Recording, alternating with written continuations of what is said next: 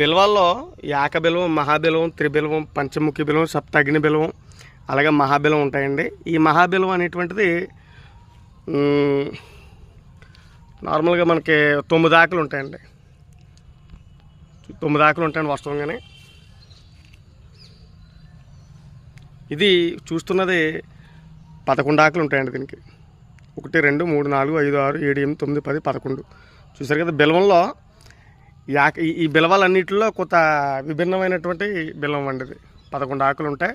అలాగే దీన్ని ముట్టుకుంటే మాత్రం స్నానం చేసి ముట్టుకోవాలండి ఈ బిల్వాన్ని. అలాగే ఇది నాట్ అలవబుల్ అండి, అవైలబుల్గా ఉండదు. ఇదైతే అవైలబుల్గా దొరకదు, కొంచెం రేరుగానే ఉంటుంది. అంటే 9 ఆకులు వచ్చిన దానికి ఇలా 11 వస్తాయండి ఒక్కదానికి. ఇది రెడీగా ఉండవు కానీ సో ఇలా రావడం కొద్దిగా మిరాకిల్ అండి. చూసారా, శివపరమాత్ముడికి అత్యంత ఇష్టం.